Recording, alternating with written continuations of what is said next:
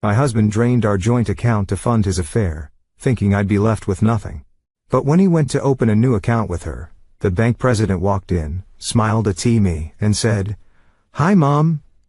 I was reviewing house listings on my laptop when the bank notification flashed on my screen.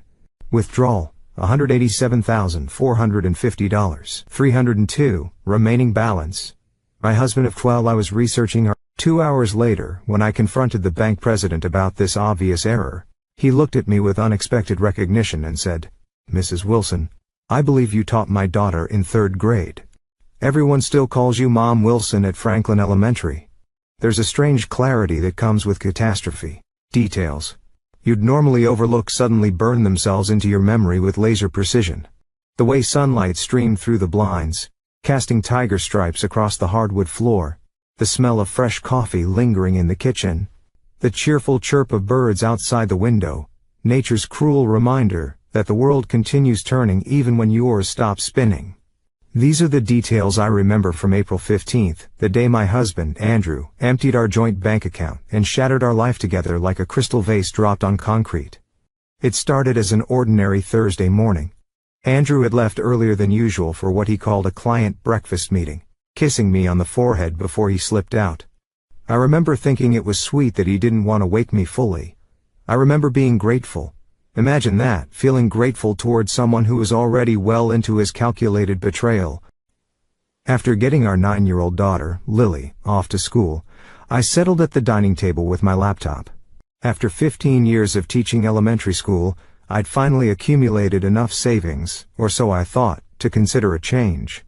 Andrew and I had been discussing moving from our rental into a home of our own, something with a garden for my herbs and enough space for Lily to have friends over without feeling cramped.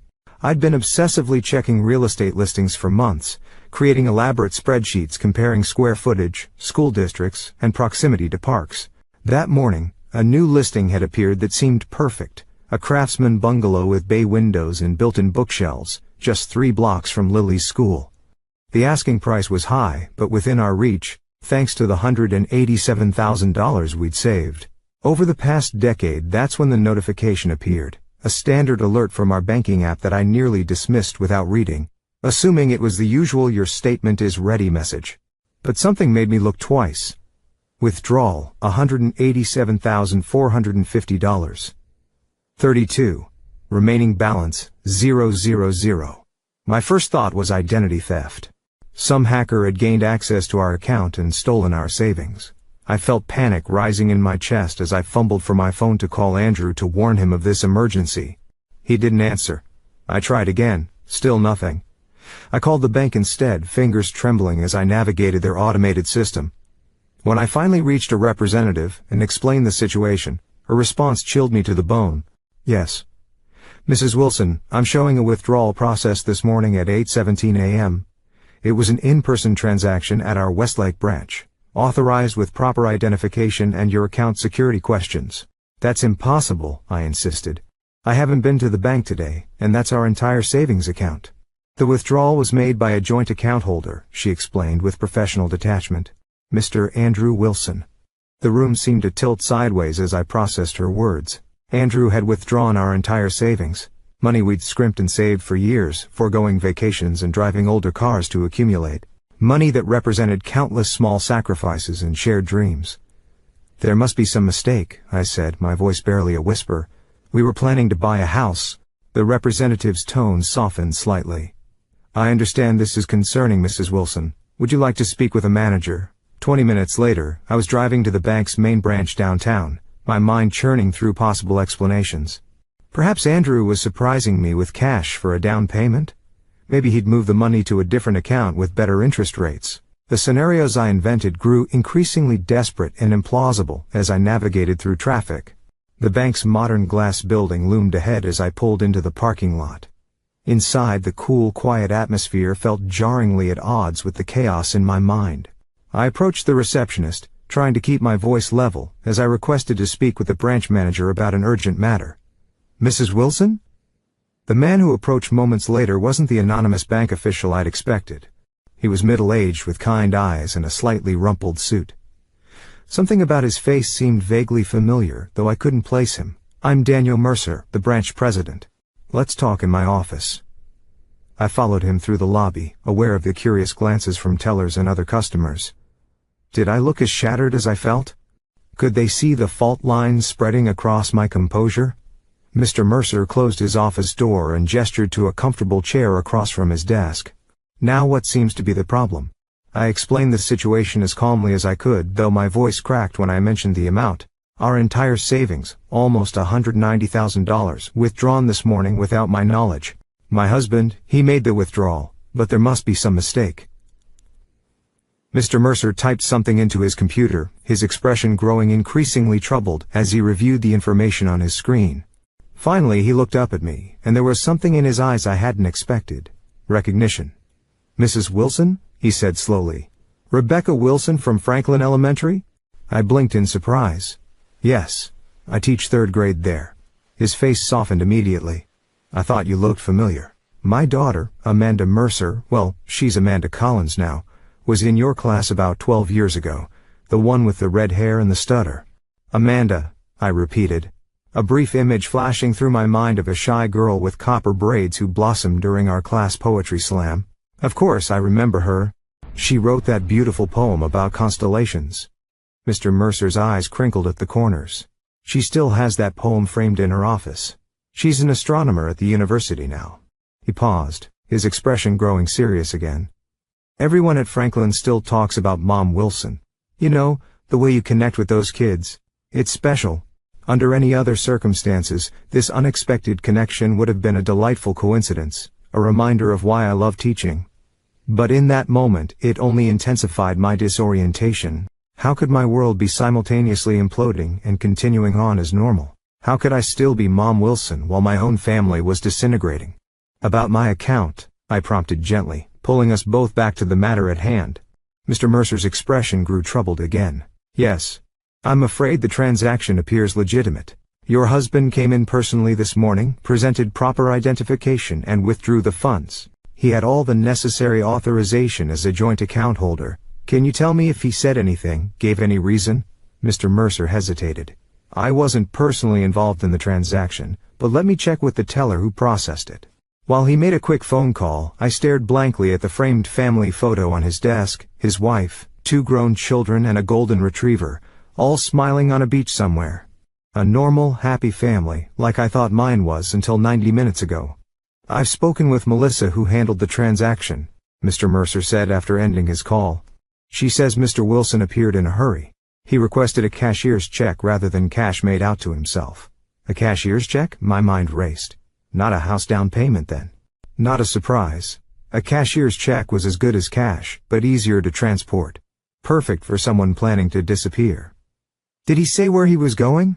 Who he was meeting?" I asked, desperation creeping into my voice. "I'm sorry, Mrs. Wilson. Melissa says he didn't share any details, just completed the transaction and left." Mr. Mercer leaned forward, compassion evident in his expression. "Rebecca. May I call you Rebecca? Is there something going on at home? Are you in any danger?" The question startled me. Danger? No, nothing like that. Andrew isn't. He's never been violent. Even as I defended him, a part of me wondered if I really knew this man who had just stolen our future. We were supposed to be looking at houses this weekend. Everything was fine. At least I thought it was. Mr. Mercer nodded, though the concern in his eyes didn't diminish. In situations like this, well, in my 27 years in banking, I've seen similar withdrawals when someone is planning to leave a relationship. I don't want to alarm you, but have you been able to reach your husband since this happened? I shook my head, a lump forming in my throat. He's not answering his phone, I see. Mr. Mercer's tone was gentle but direct.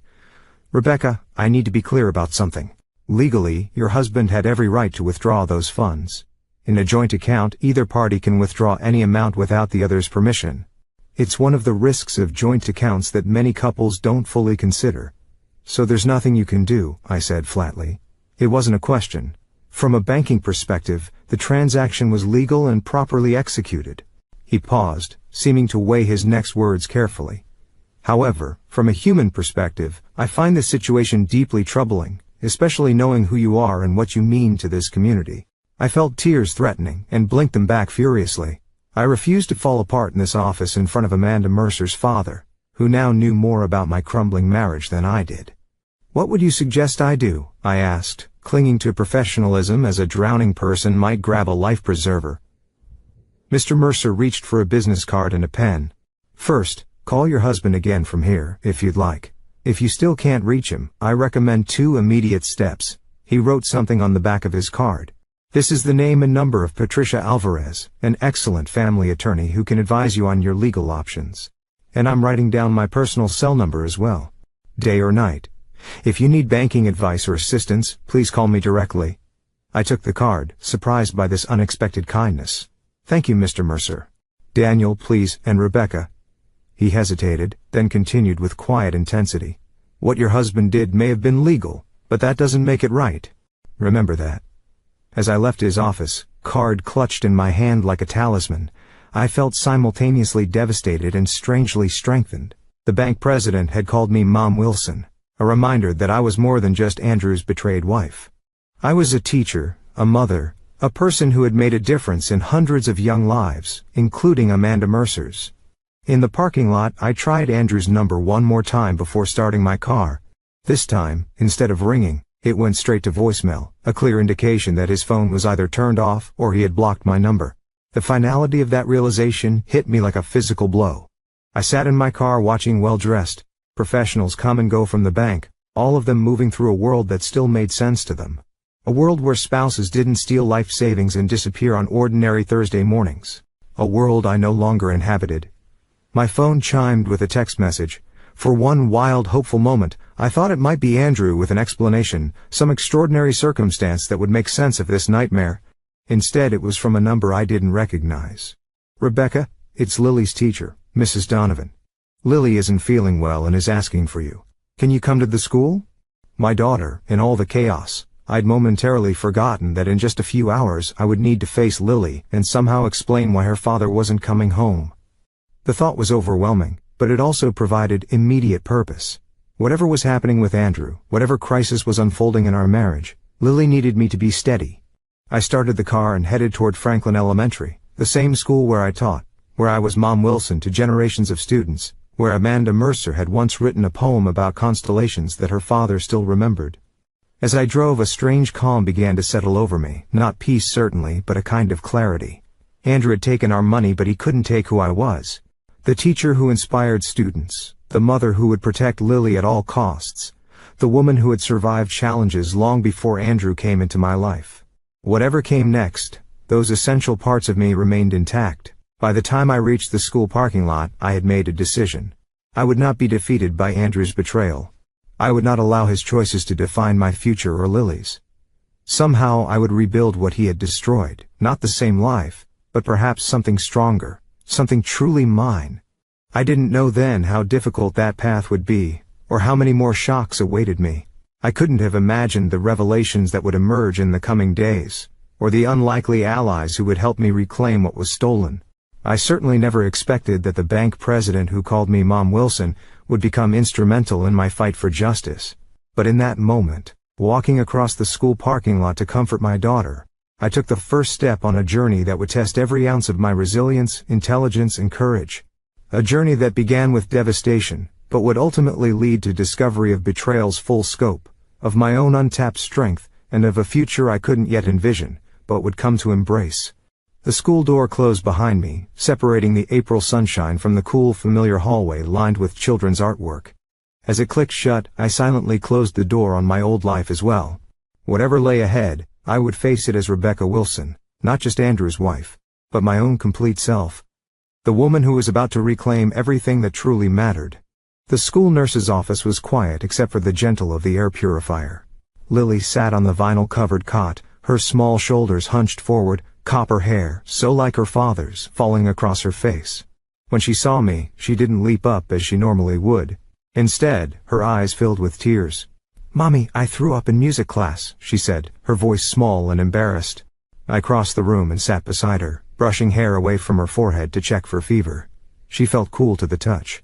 "What happened, sweetie? Did you eat something that upset your stomach?" Lily shook her head, eyes downcast. "My tummy started hurting when Mrs. Brennan was teaching us the goodbye song." The goodbye song, a cheerful melody about friends parting and meeting again. Something clicked in my mind. Lily, did Daddy say anything to you this morning before he left for work? She nodded slowly. He came into my room really early. I was still sleepy. He gave me an extra big hug and said sometimes grown-ups have to go away for a while, but I shouldn't worry because you would take care of me. Her eyes searched mine, suddenly anxious. Is Daddy going away? Like Emily's dad who moved to California? The pieces fell into place with sickening clarity. Andrew hadn't just cleaned out our accounts on impulse that morning. He'd been planning this. Planning enough to say goodbye to our daughter while carefully avoiding any promises of return.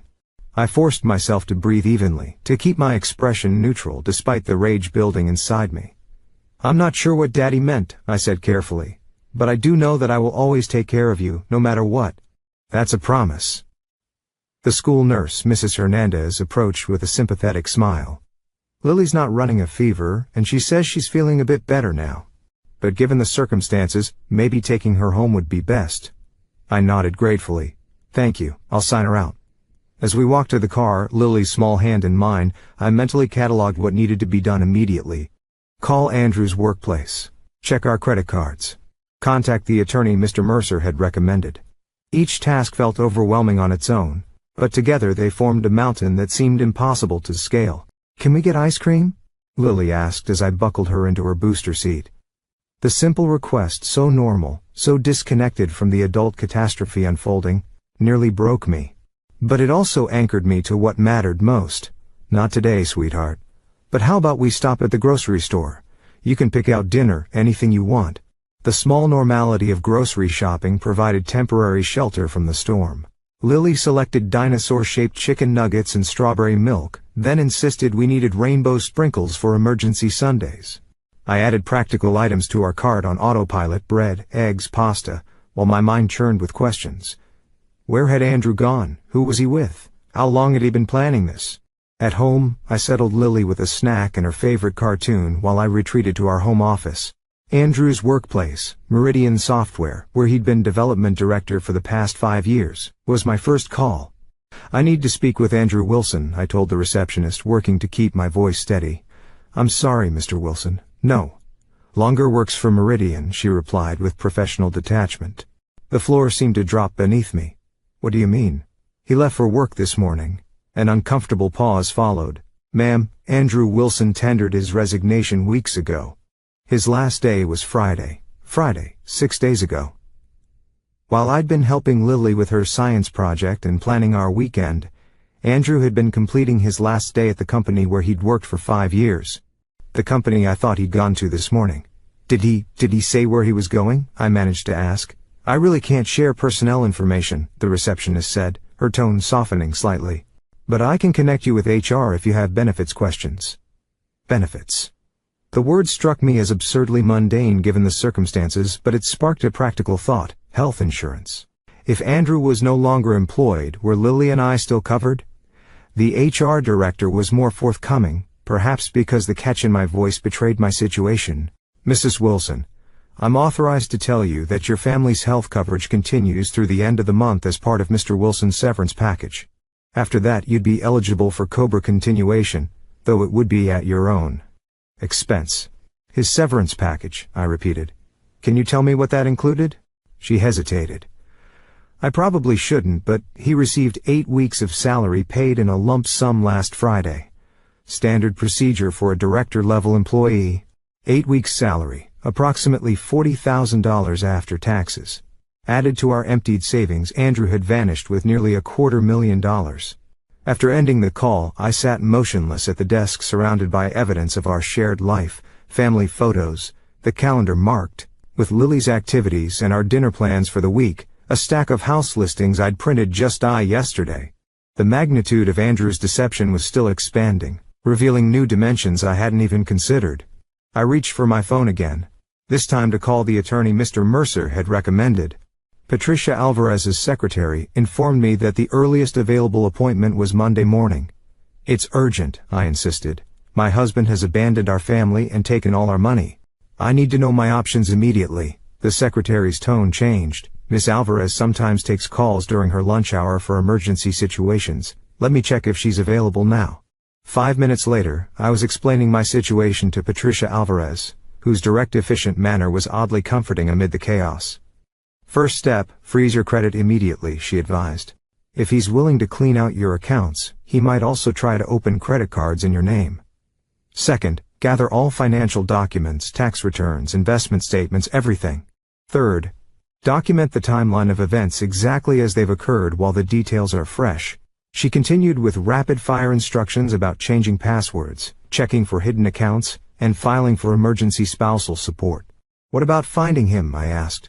"He's disappeared with our money." "Let me be clear," Patricia replied. "What your husband has done is morally reprehensible, but not entirely illegal. As a joint account holder, he had legal access to those funds. However, in divorce proceedings, which I strongly recommend you initiate, the court will take this behavior into account. He will be required to disclose all assets and account for that money. Hiding marital assets is illegal. But how can they force him to disclose anything if we don't know where he is? That's where a good private investigator comes in. I'll send you contact information for someone I trust." She paused, then added with steely conviction, "Rebecca, people who run like this almost always leave tracks. Digital footprints, financial records, travel documents. Your husband isn't a professional criminal. He's just a man who thought he found an easy way out. We will find him." Her confidence gave me the first glimmer of hope since seeing that bank notification. I wasn't powerless. There were steps to take, systems in place, professionals who could help. After ending the call with Patricia, I checked our joint credit cards. 2 were maxed out with cash advances taken yesterday, another $22,000 gone. The third showed recent charges at an upscale men's store and a luggage shop, final preparations for his escape. As I documented these discoveries in the notebook Patricia had advised me to keep, my phone rang. I didn't recognize the number, but answered anyway, desperate for any information. "Rebecca? It's Daniel Mercer from First Capital Bank." The bank president's voice was unexpected but welcome. "Yes. Hello, thank you again for your help earlier. I'm actually calling with some information that might be useful to you. After our meeting, I took the liberty of reviewing the bank's security footage from this morning. Your husband didn't come alone to make that withdrawal." My heart stuttered. "He was with someone?" "A woman waited in the lobby while he conducted the transaction. They left together." The confirmation of what I'd begun to suspect still hit like a physical blow. Can you describe her?" "Blonde, early 30s, professionally dressed." They appeared familiar with each other. His diplomatic phrasing couldn't disguise what he meant. An affair.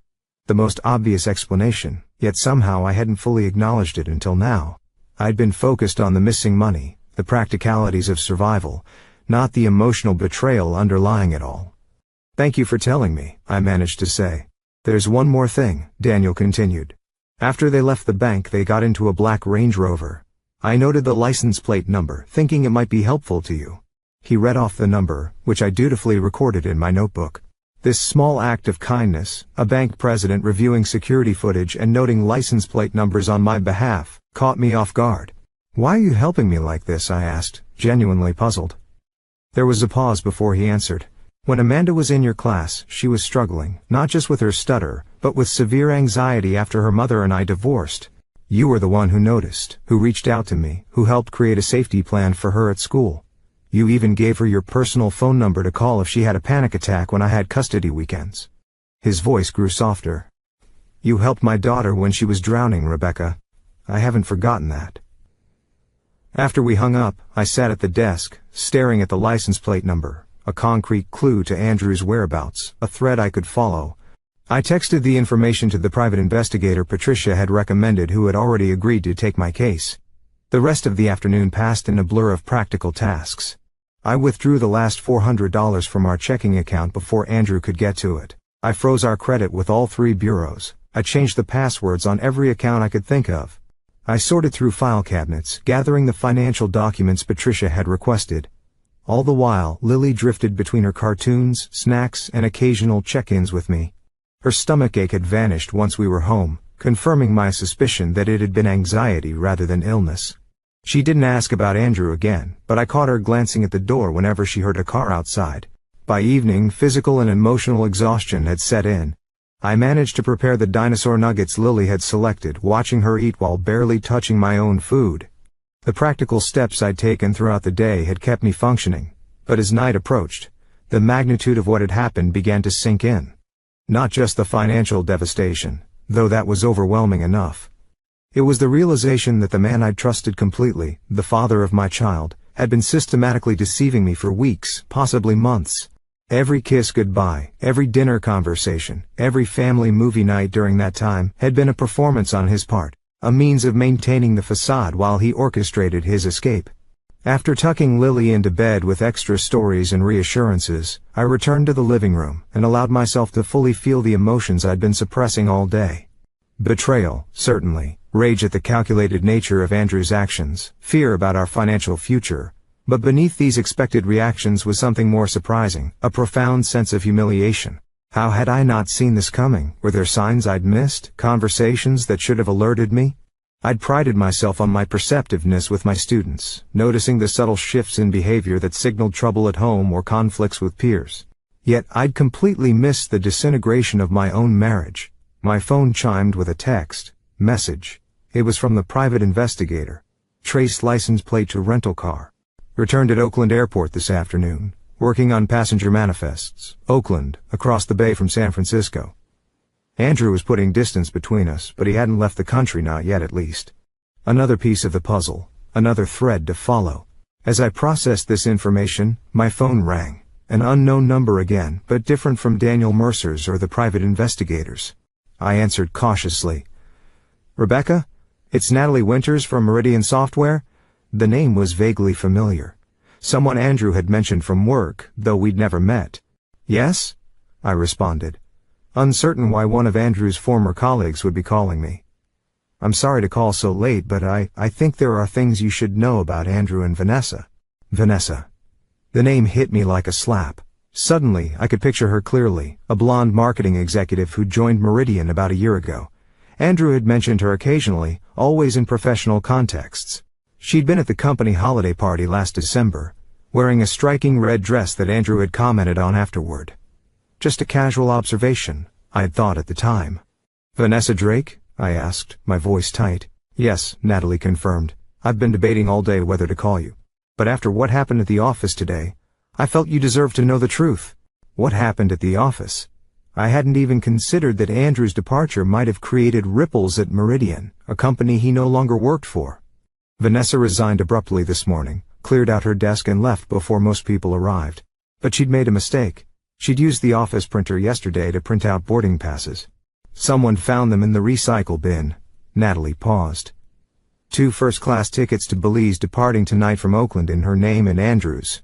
Belize, a country with beautiful beaches, a low cost of living, and as I would later learn, no extradition treaty with the United States, not a random choice, but a calculated destination. "How long?" I asked, the question encompassing everything I needed to know. How long had the affair been going on? How long had they been planning this? How long had everyone at Meridian known while I remained oblivious? "The affair, at least 6 months, Natalie replied gently. "But Rebecca, there's more. Vanessa wasn't just any colleague, she was on the committee that reviewed the Robinson acquisition proposal. The Robinson acquisition, a major deal Andrew had been working on for nearly a year. Meridian had been planning to acquire a smaller competing software firm, a move that would have significantly expanded their market share. What does that have to do with anything? I asked, confused by this apparent tangent. The deal fell through last month because key proprietary information was leaked to Robinson, allowing them to restructure before the acquisition in ways that made them much less valuable to Meridian. The company lost millions. Natalie lowered her voice.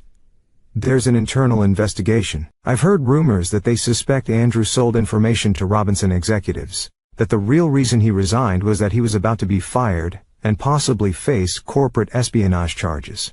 The floor seemed to drop away beneath me for the second time that day. Not just an affair and financial abandonment, but potentially criminal activity. The perfect explanation for why Andrew needed to disappear completely, immediately, taking as much money as he could gather. "Why are you telling me this?" I managed to ask. "Because it's not right what he's done to you," Natalie replied simply. "And because when the investigation concludes, there could be legal implications that might affect you and your daughter, I thought you should be prepared." After thanking her and ending the call, I sat motionless in the darkened living room. The house I'd left this morning, a home filled with photographs of smiling family moments and calendars marked with future plans, now felt like a stage set, artificial and empty. The life I'd thought we were building had been fiction. But as I sat there, watching moonlight create patterns on the living room floor, something unexpected began to stir within me. Not hope exactly. It was too soon for that. Something more, elemental, determination, resolve. Andrew hadn't just betrayed me as a husband. If Natalie's information was correct, he'd also committed corporate crimes and was fleeing potential prosecution. This wasn't a simple divorce situation. It was something far more complex with potential legal angles I hadn't yet considered. I reached for my phone and texted Patricia Alvarez. New information. Andrew possibly involved in corporate espionage at Meridian Software, trying to flee to Belize tonight. Can we use this? Her response came quickly. This changes everything. If he's fleeing potential criminal charges, we have additional legal leverage. I'll call you first thing tomorrow. In the meantime, forward all information about the Belize flight to the investigator. I did as instructed, then composed one more message to Daniel Mercer. Andrew fleeing to Belize tonight, possibly involved in corporate crimes. Thank you for your help today. Your daughter is lucky to have you. His response arrived moments later. This information could be crucial. With your permission, I know people at the Financial Crimes Division who might be interested in someone transferring stolen corporate funds out of the country. For the first time since seeing that bank notification, I felt a flicker of something that resembled power. Andrew had dismantled our life with meticulous precision, but he'd overlooked something crucial. He wasn't the only one with connections and resources. He wasn't the only one capable of strategic thinking. And in his arrogance, he'd made a critical error. He'd underestimated the quiet elementary school teacher he was leaving behind. As I finally headed to bed in the early hours of the morning, I noticed Lily's bedside light was still on. I found her awake, clutching her favorite stuffed elephant. "I can't sleep," she whispered. "Is Daddy coming home tonight?" I sat on the edge of her bed, choosing my words carefully. "Not tonight, sweetie. Daddy is going to be away for a while, but you and I are going to be okay. Promise?" "I promise." And as I said it, I felt the truth of it settle in my bones. Somehow, through means I couldn't yet envision, we would be okay. Not because Andrew might return, or because our old life could be salvaged, but because I would make it so. I tucked the blanket around Lily and kissed her forehead. We're stronger. Then we know Lily Bean, both of us, and we have people who care about us. As my daughter finally drifted toward sleep, I mentally reviewed the allies who had emerged in just the first 12 hours of this crisis. Patricia Alvarez, with her strategic legal mind, Daniel Mercer with his unexpected loyalty, Natalie Winters, with her insider information, even the private investigator methodically tracking Andrew's escape route. None of them could restore what was lost, but together, they formed the beginning of a network that might help me reclaim what mattered most. Security for Lily, accountability from Andrew, and eventually, a life rebuilt on more honest foundations than the one that had just collapsed. Tomorrow would bring its own challenges. But tonight, watching my daughter's peaceful sleeping face, I made a silent vow. Andrew Wilson had taken our savings, but he would not take our future. That belonged to us alone, and we would fight for it with everything we had. Sleep came in restless fragments that night, my mind continuing to work even as my body surrendered to exhaustion. By 5:30 a.m., I was fully awake, watching dawn creep across the ceiling and mentally organizing the battles that lay ahead. Today would be about gaining ground, establishing financial stability, gathering intelligence, and deploying the unexpected resources that had emerged. I slipped out of bed and headed to the kitchen where I brewed coffee strong enough to fuel the challenging day ahead. With Lily still sleeping, I opened my laptop and began methodically creating order from chaos. First, I established a new email account separate from the one Andrew and I had shared. Then I created a detailed spreadsheet documenting every financial aspect of our lives. Known accounts, credit cards, insurance policies, retirement funds, everything. Next came a timeline of Andrew's deception, starting with Vanessa's arrival at Meridian and tracking every significant date, when the Robinson acquisition failed, when Andrew resigned, when he emptied our accounts. Patterns emerged that I hadn't seen before, connections between events that revealed the calculated nature of his betrayal. My phone rang at 7:15 a.m. Patricia Alvarez, already at work despite it being Friday. "I've been reviewing your situation," she said without preamble. "The corporate angle changes our approach significantly. I've drafted emergency motions for asset freezing and expedited discovery based on flight risk and potential criminal activity." The courts take a very different view when someone is attempting to flee the country with potentially ill-gotten gains. Can we stop him from leaving? I asked, the question that had kept me awake through the night. Potentially, but we need to move quickly. I'm sending a courier with documents for you to sign. Once filed, we can request a hearing as early as this afternoon. The efficiency was startling. That fast? Judges don't look kindly on parties trying to flee the jurisdiction, especially when children and potential criminal activity are involved. But, Rebecca, I need to be clear, this is going to get complicated and potentially expensive. The word expensive sent a chill through me. With our savings gone and no access to credit, legal fees were a luxury I couldn't afford. I'm not sure how I can pay you, I admitted. Andrew took everything. We'll figure something out, Patricia responded firmly. Most important is acting before that flight takes off. I assume you want to move forward? Absolutely, I confirmed, surprising myself with the conviction in my voice. After ending the call, I quickly sent emails to Lily's school explaining her absence, and to my principal requesting emergency personal leave. Then I called my parents in Oregon, who had been planning to visit next month for Lily's birthday. My mother answered, her voice bright with early morning cheer. Rebecca, what a lovely surprise to hear from you so early. I had prepared what I would say, but the moment I heard her voice, my carefully constructed explanation crumbled. Mom, I managed before my voice broke. Something terrible has happened.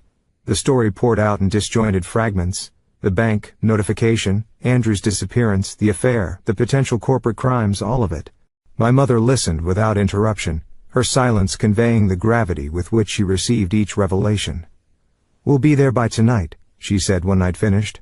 Your father will book flights immediately. You don't have to. Yes, we do. She cut me off gently. You need support, and Lily needs stability. We're coming. The simple certainty in her voice loosened something tight in my chest. I wasn't facing this alone.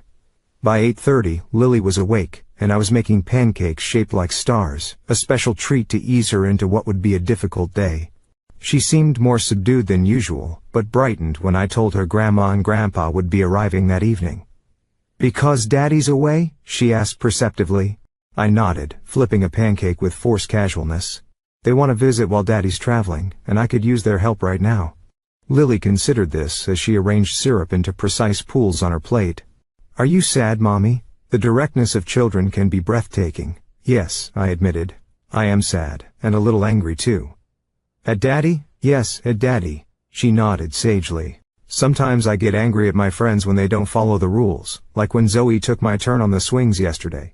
The innocent comparison, equating Andrew's devastating betrayal with playground politics, nearly broke me, but it also reminded me that Lily's understanding of these events would be shaped entirely by how I presented them. I couldn't burden her with adult complexities, but I also wouldn't lie. Sometimes grown-ups don't follow the rules either, I said carefully, and there are consequences just like at school. But no matter what happens with Daddy, you will always be loved and safe. That's the most important thing. At 9:45, Patricia's courier arrived with documents requiring my signature. The legal language was dense, but the purpose was clear. We were asking the court to freeze all assets connected to Andrew Wilson, prevent him from leaving the country, and require immediate financial disclosures. As I signed page after page, a text from Daniel Mercer appeared on my phone. Spoke with FBI Financial Crimes Division. They're very interested in the Meridian Robinson connection. Agent Harper will contact you today. The FBI, the seriousness of Andrew's actions and the response they were generating, became more real with each passing hour. This wasn't just a private marital crisis, it was potentially a federal case. At 11:30 my phone rang with an unfamiliar Washington, D.C. area code. Mrs. Wilson. This is Special Agent Teresa Harper, with the FBI's Financial Crime Section. I understand you have information regarding Andrew Wilson and potential corporate espionage involving Meridian Software. Her voice was precise and professional, devoid of the sympathy I'd heard from others. This wasn't about my personal crisis. It was about potential federal crimes. Yes, I confirmed, though most of what I know is secondhand. We'd still like to speak with you. We've been monitoring the Robinson situation for several months, and Mr. Wilson's name has appeared in our investigation. Could you come to our field office this afternoon? The request was unexpected but made sense given the circumstances.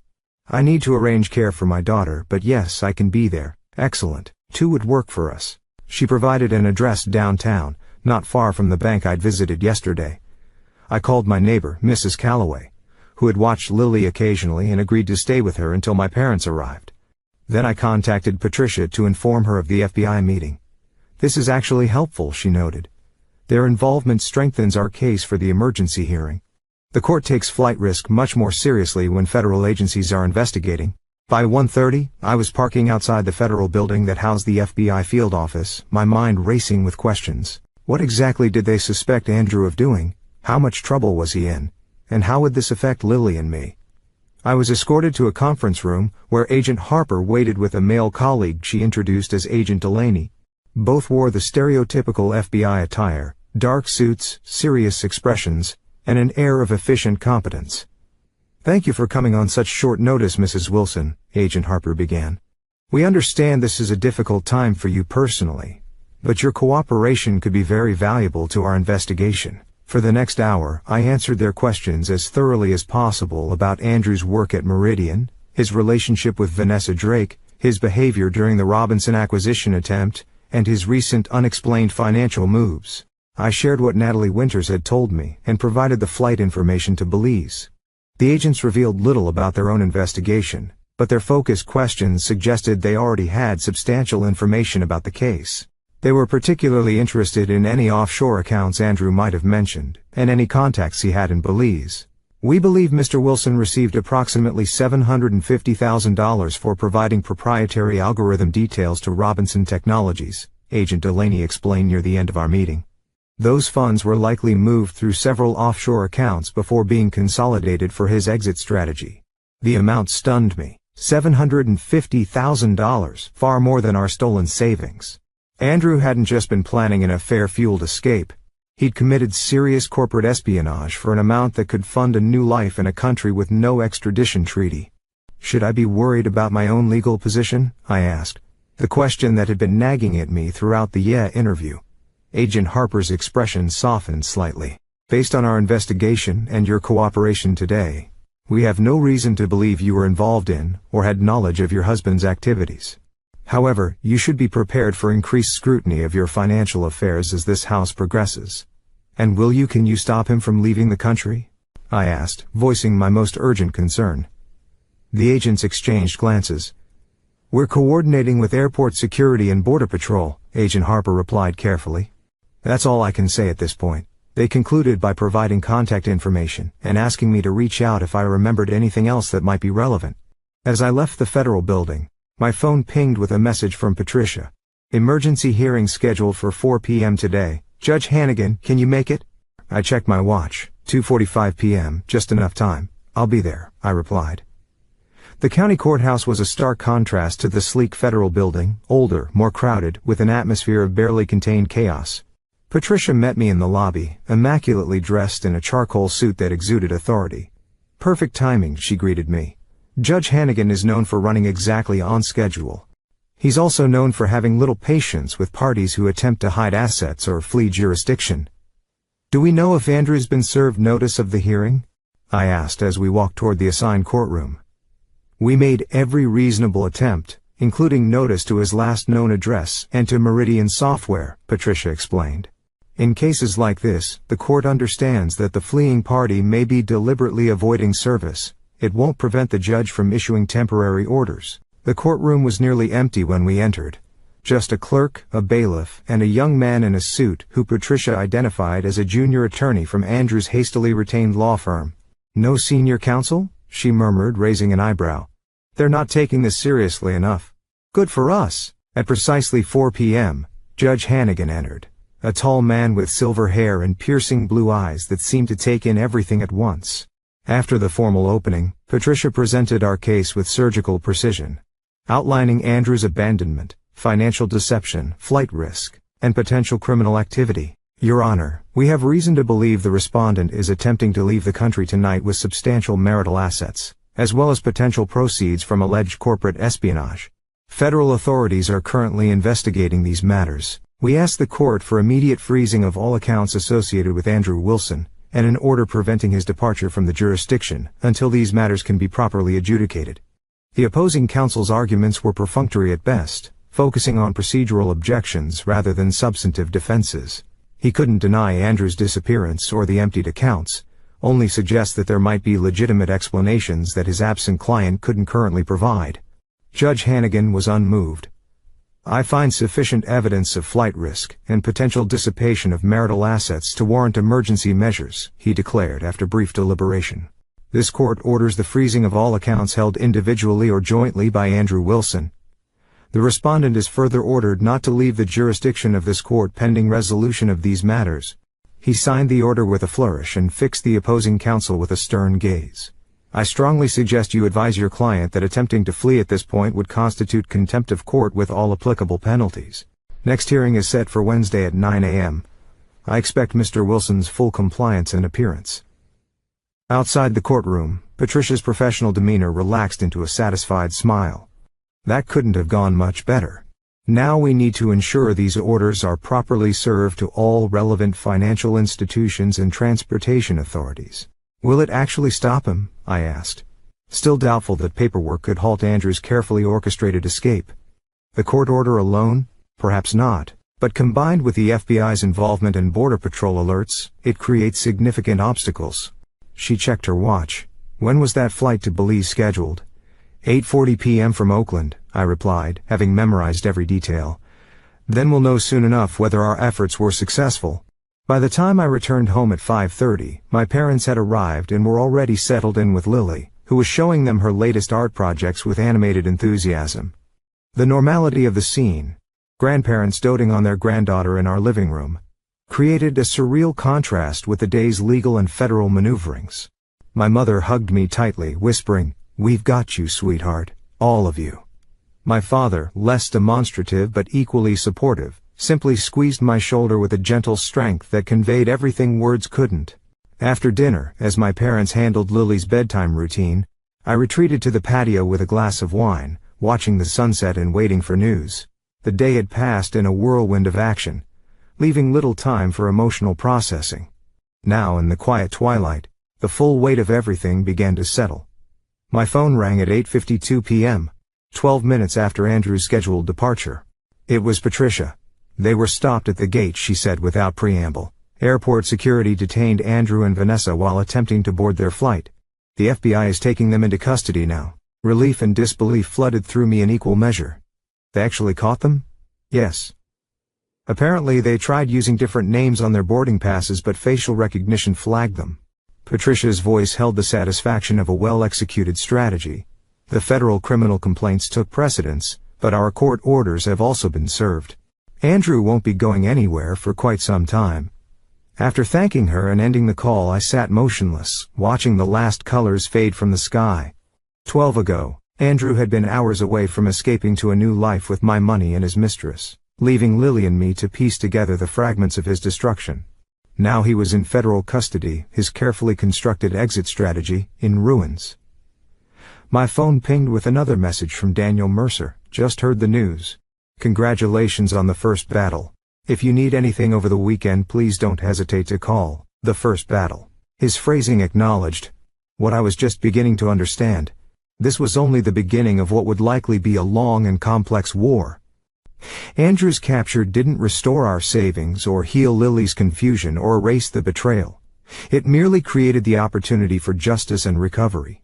As if summoned by my thoughts, my father stepped onto the patio. "Lily's asking for you, says she needs an extra good night kiss." I nodded, setting aside my wine. "Dad, they caught Andrew at the airport. He's in FBI custody."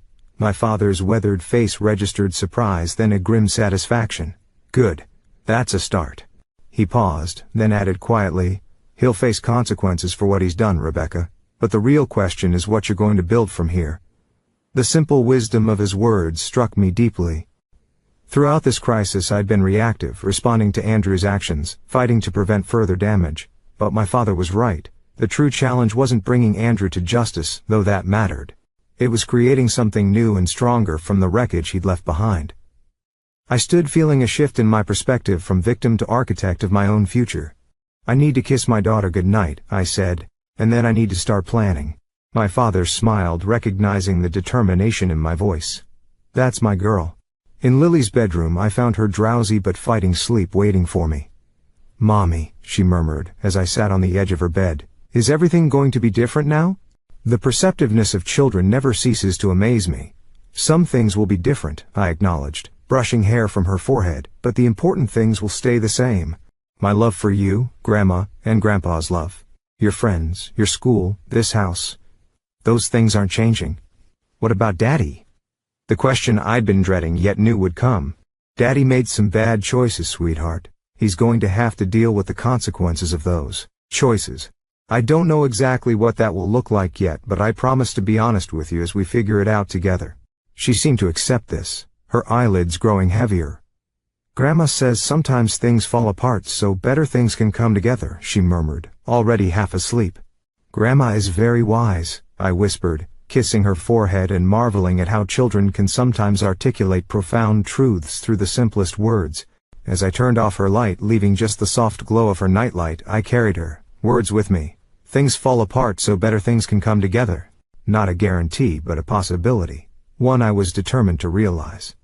In the living room, my parents sat close together on the couch, weathered hands intertwined, a picture of the enduring partnership Andrew and I had never achieved. They looked up expectantly as I entered. I need to make some decisions, I said, sitting across from them, about what happens next for Lily and me. Whatever you need, we're here, my mother assured me. I nodded, grateful beyond words for their presence. First, I need to secure our immediate financial situation. Patricia thinks we can recover some of the stolen funds, but that will take time. I'm going to return to full-time teaching immediately. My principal has been asking me to take on a curriculum development role that pays more. My father nodded approvingly. Smart first step. Second, I need to decide whether to keep this house. I glanced around the rental that had never quite felt like a permanent home. The lease ends in 3 months anyway. Maybe this is an opportunity to find a place that's truly ours, even if it's smaller. You could move closer to Portland, my mother suggested, hope creeping into her voice. Be near family. That's option 3, I acknowledged with a small smile. Considering whether Seattle is still where we belong, but that's a bigger decision, one I'll need to think about carefully. As we continued talking, a plan began to take shape, not just for survival, but for rebuilding. Not just reacting to Andrew's destruction, but proactively creating something better for Lily and me.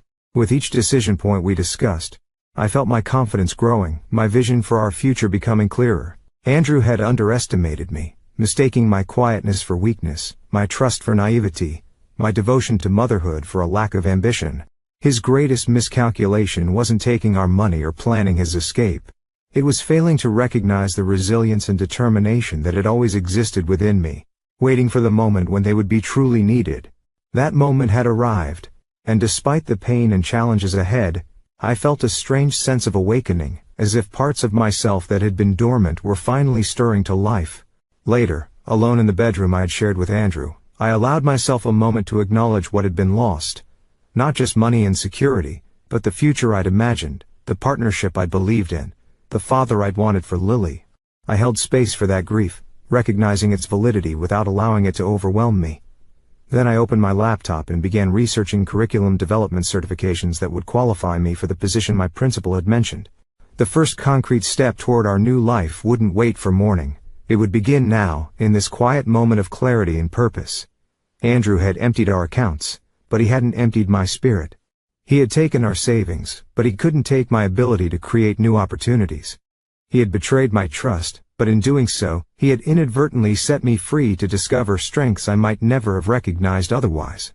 Tomorrow would bring new challenges, legal battles, financial hurdles, emotional conversations with Lily. But tonight, I worked late into the night, laying foundations for a future that no one could steal from us. A future that, for the first time in years, would be entirely of my own design. Saturday morning dawned with a strange new reality. Andrew was in federal custody, his escape plans thwarted. Our legal motions had been granted, theoretically freezing whatever assets remained. My parents were asleep in our guest room, providing a buffer of normalcy for Lily. Yet despite these positive developments, the practical challenges remained monumental. Rent due in 2 weeks, depleted accounts, and a daughter who still didn't fully understand why her father had disappeared. I rose early, drawn to the kitchen table, where I'd set up what my father would later call my command center. Laptop, notebooks, and the growing pile of documents that represented our legal case against Andrew. While my family slept, I began methodically building the infrastructure of our new life. First, I emailed my principal, Diane Carter, requesting an immediate meeting about returning to full-time status and the curriculum development position she'd mentioned months ago. Then I drafted a budget based on my potential new salary, calculating exactly what we could afford for housing, utilities, and basic necessities. The numbers were tight but workable, especially if we downsized to a smaller apartment. By 7:30 a.m., Lily had wandered into the kitchen, rubbing sleep from her eyes. "Is Daddy home yet?" she asked, the question that started every day since his disappearance. "No, sweetheart," I answered gently. "Remember what we talked about? Daddy made some mistakes, and now he has to deal with the consequences. He won't be coming home for a while." She nodded solemnly, climbing onto a chair, like when Tyler hit Jackson at recess and had to stay inside for 3 days. The innocent comparison again struck me with its simplicity. Something like that, but grown-up consequences take longer. As I prepared Lily's breakfast, my phone rang. "Patricia Alvarez, working weekend hours on our case." "I have updates," she said briskly. "First, Andrew has been formally charged with wire fraud, money laundering, and corporate espionage. He's being held without bail as a flight risk." "That was fast," I remarked, moving to the living room for privacy. The FBI had been building their case for weeks. "Your information just helped them locate him before he fled." Patricia's voice held a note of satisfaction. "Second, we filed additional motions to trace and recover marital assets. The corporate espionage angle actually works in our favor here. The court is more inclined to thoroughly investigate financial trails when federal crimes are involved."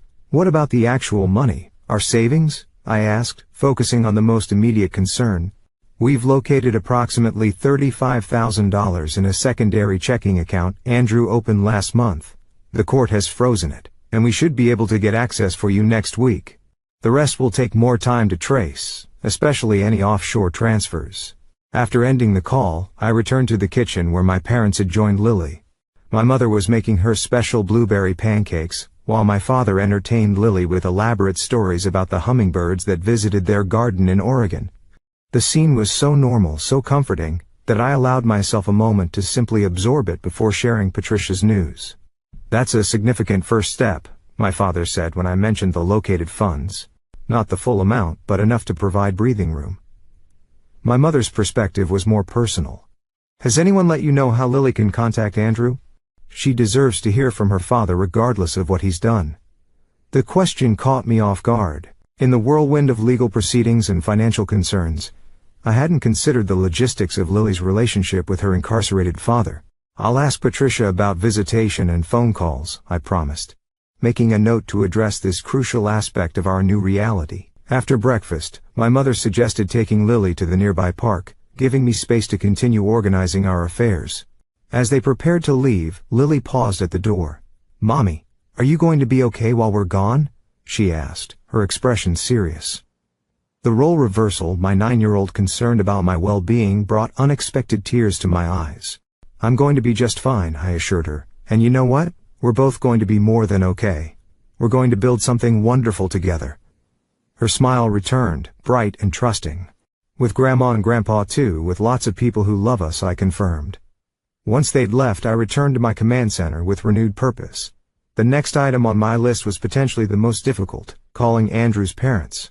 They needed to know about their son's arrest, and I dreaded being the messenger.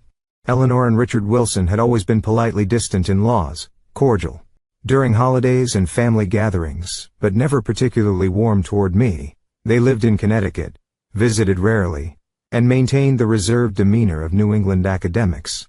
Now I had to inform them that their only son was in federal custody for corporate espionage, and had abandoned his family after emptying our accounts.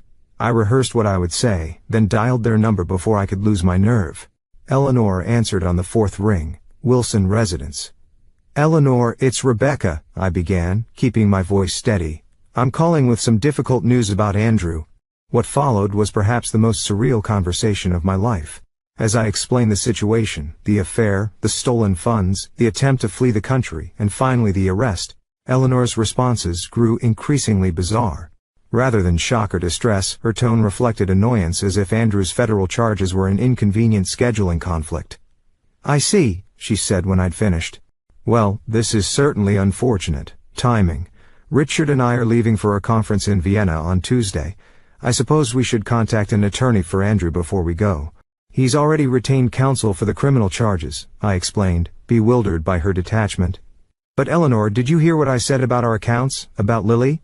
Yes, she replied dismissively. Very concerning. Though perhaps if you had maintained your career properly instead of working part-time, you wouldn't be in such a precarious position now. The victim-blaming stunned me momentarily silent. Then anger rose sharp and clarifying. Eleanor, your son committed federal crimes, stole our life savings, abandoned his child, and attempted to flee the country with another woman. My employment status is not the issue here. There's no need to be dramatic, Rebecca, she replied, coolly. Andrew has always been impulsive. I'm sure this situation is more complicated than you're making it sound. The conversation deteriorated from there, ending with Eleanor promising to look into the matter after their conference. I hung up feeling both furious and strangely liberated.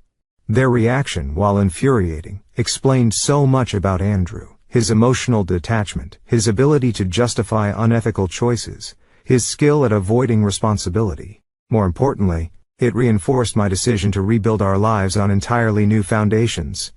Andrew's family would never be the supportive, extended family Lily deserved. Better to recognize that reality and look elsewhere for our community. My phone rang again shortly after noon. Daniel Mercer from the bank. Rebecca, I hope I'm not interrupting your weekend, he began courteously.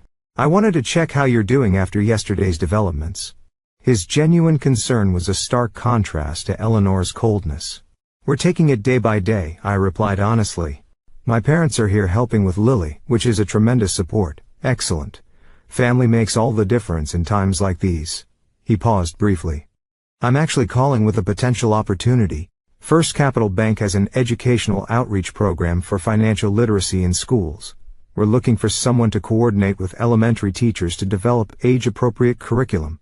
Given your background in education and recent experience with financial matters, I thought you might be interested. The offer caught me completely by surprise. Are you offering me a job, Mr. Mercer? Daniel, please, he corrected gently. And yes, I suppose I am. It would be part-time initially, 15 hours a week, with flexibility to work around your teaching schedule. The compensation is $35 per hour. I did the quick math. An additional $525 weekly that would make a significant difference in our budget. That's incredibly generous, but I have to ask. Is this a real position, or are you creating something out of sympathy? His chuckle held genuine amusement. Rebecca, if there's one thing you learn in banking, it's that sympathy doesn't create budget lines. This is a legitimate program we've been planning for months. Your situation may have accelerated my call, but the position is very real. And frankly, after watching how methodically you've handled this crisis, I'm convinced you're exactly the right person for it. After discussing the details, I accepted the position starting the following week. As I hung up, a wave of emotion swept through me, not just relief at the additional income, but something deeper. For the first time since seeing that bank notification, I felt fortune turning in my favor. The resources I needed were appearing, often from unexpected sources. Just as I was adding the bank position to my budget spreadsheet, my email pinged with a response from Principal Carter. Can meet tomorrow, at 2 p.m. Position still open. Salary range $68K, $72K DOE. Anxious to discuss. Another piece falling into place. The combined income from full-time teaching, curriculum development, and the bank position would actually exceed what I'd earned before stepping back for Lily. We wouldn't be wealthy, but we would be secure on my terms through my efforts. When my parents returned with Lily, they found me transformed, energized rather than defeated, focused rather than overwhelmed. Over lunch, I shared the employment developments and my emerging financial plan. You've accomplished more in 24 hours than most people manage in a month of crisis, my father observed, pride evident in his voice. I didn't have the luxury of falling apart, I replied simply. Lily needs stability, and I'm the only one who can provide it now. My mother reached across the table to squeeze my hand. You've always been stronger than you give yourself credit for, Rebecca.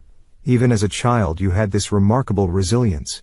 Remember when you broke your arm in 6th grade but still insisted on performing in the school play? You memorized your lines one-handed while wearing that bulky cast. The memory made me smile. I was stubborn. You were determined, she corrected. There's a difference. That afternoon, while my parents took Lily grocery shopping, I received another unexpected call. Natalie Winters from Meridian Software. "Rebecca, I'm sorry to bother you at home," she began hesitantly. "I wanted to let you know that the company is conducting internal interviews about the Robinson situation. They've asked me about my conversation with you." "Is that a problem?" I asked, immediately concerned that I'd somehow compromised her position. "Not at all," she assured me. "The FBI has requested full cooperation and I've been completely transparent. But there's something else you should know." Her voice lowered slightly. "The company is considering filing a civil suit against Andrew and Vanessa to recover damages from the failed acquisition. If they do, you might be called to testify about what you knew and when." The prospect of being dragged into corporate litigation on top of everything else was daunting. What would that involve? Mostly depositions and possibly court appearances if it goes to trial. "But Rebecca, here's why I'm really calling. Meridian's legal team mentioned that as Andrew's spouse, you might have a claim to any settlement or judgment recovered from him, especially given your current situation." This was yet another angle I hadn't considered. If Meridian sued Andrew successfully, any financial judgment against him could potentially benefit Lily and me as his dependents. Another possible avenue for recovery. "Thank you, Natalie. I'll mention this to my attorney," I said, making a note to call Patricia on Monday. "One more thing," Natalie added. "I've been offered Andrew's former position as development director. If I accept, I'd like to implement some changes to the department, including creating a remote quality assurance role that might interest you once things settle down. Your teaching background would be valuable for documentation and training materials." 3 potential income sources in one day, after thinking we'd been left with nothing. The universe seemed to be responding to my determination with unexpected opportunities. "I appreciate you thinking of me," I told her sincerely. "Let's stay in touch about it." By evening I had constructed a comprehensive plan for our immediate future. A budget based on confirmed and potential income sources. A timeline for downsizing to a more affordable apartment, and a list of resources for helping Lily adjust to our new circumstances. I'd even drafted a letter to our landlord explaining the situation and requesting flexibility on our final month's rent while we transitioned. As my parents prepared dinner, I sat on the patio watching Lily draw elaborate chalk art on the concrete. Her resilience amazed me. Despite the upheaval of the past days, she found joy in creating colorful patterns and imaginary worlds. Children adapt when provided with security and honest communication, something I was determined to maintain despite Andrew's absence. My phone chimed with a text from Patricia. "For your information, Andrew requesting meeting with you before arraignment Monday. Up to you whether to agree. Recommend having counsel present if you do." The prospect of facing Andrew stirred complicated emotions. Anger, certainly. Curiosity about his explanations and justifications. Concern about what he might say to manipulate or pressure me. But beneath these reactions was a surprising realization. I wasn't afraid of confronting him. The power dynamic between us had fundamentally shifted. I texted back, "We'll meet Monday, morning before arraignment, with counsel present." That night after Lily was asleep, I sat with my parents in the living room, sipping tea and processing the whirlwind of developments. "You know what amazes me most about all this?" my mother remarked. "The community that's forming around you, the bank president, your attorney, even Andrew's colleague. They're all stepping up to help in different ways." My father nodded thoughtfully. "People respond to integrity and courage. You've handled this crisis with both, Rebecca." "I didn't feel particularly courageous when that bank notification appeared," I admitted. "I was terrified." "Courage isn't the absence of fear, my father," replied his voice gentle. "It's action in the presence of fear. By that measure you've been extraordinarily brave." His words resonated deeply. I had been afraid, still was in many ways, but I hadn't allowed that fear to paralyze me. Instead, it had catalyzed a series of decisions and actions that were already reshaping our future. "I'm thinking about accepting Principal Carter's offer in the bank position, but declining Natalie's potential opportunity for now," I said, thinking aloud. 2 new roles seem manageable while supporting Lily through this transition. 3 might be too much. "That sounds wise," my mother agreed. "Stability for Lily is the priority. You can always explore the tech option later if it still interests you." As my parents prepared for bed, my father paused in the hallway. "You know, Rebecca, I keep thinking about what you said earlier, that you didn't have the luxury of falling apart. That's true, but remember that processing grief and betrayal isn't falling apart, it's necessary healing. Make sure you create space for that alongside all this practical planning. His insight touched on something I'd been subconsciously avoiding, the emotional work of processing Andrew's betrayal. I'd been so focused on practical solutions and Lily's well-being that I'd barely acknowledged my own feelings of loss and anger. I will, I promised, once we're more stable. Alone in the living room, I allowed myself to truly feel the magnitude of what had happened, not just the financial theft, but the profound betrayal of trust, the discarding of our family, the calculated deception over months. The emotions rose like a wave: rage, grief, humiliation, fear, threatening to overwhelm me after days of tightly controlled functionality. I let the tears come finally, not the brief shock tears of the first day, but deep body-shaking sobs that released the full truth of my shattered marriage, and the enormous challenges ahead. I cried for the years invested in a relationship that had proven hollow, for Lily's lost sense of security, for my own naivety in trusting someone capable of such calculated cruelty. When the storm of emotion finally subsided, I felt strangely cleansed, not healed. That would take much longer. But unburdened of the weight I'd been carrying beneath my practical exterior. My father was right. This processing wasn't falling apart. It was making space for something new to emerge. I moved to the window, gazing at the night sky. The moon was nearly full, casting silver light across the neighborhood. Somewhere across the city, Andrew sat in a federal holding facility, his grand escape plans in ruins. The man who had believed me too weak, too dependent, to survive his abandonment, was now confined, while I stood free, creating a new life from the wreckage of his betrayal. There was a certain poetry to that reversal. Not that I took pleasure in his circumstances, but I recognized the justice in them. Actions have consequences. Deception eventually unravels. Truth ultimately emerges. Sunday would bring its own challenges, preparing Lily for school, meeting with Principal Carter, continuing to build our financial recovery plan. Monday would bring the confrontation with Andrew, a moment I both dreaded and needed for closure. Beyond that stretched a future still taking shape, one conversation and decision at a time. But in this quiet moment between breakdown and rebuilding, I felt a profound shift within myself. A reclamation of personal power that transcended the practical victories of the day. Andrew had emptied our accounts, but in doing so, he had inadvertently revealed the true wealth I possessed: resilience, intelligence, community, and an unwavering commitment to creating security for my daughter. These were resources he couldn't touch, currencies he couldn't devalue, strengths he had never fully seen or appreciated. They had always existed within me, dormant beneath the comfortable routines of our marriage. Now activated by crisis, they were proving more valuable than any dollar amount he had stolen. As I finally headed to bed, I passed Lily's room and paused in the doorway, watching her peaceful sleep.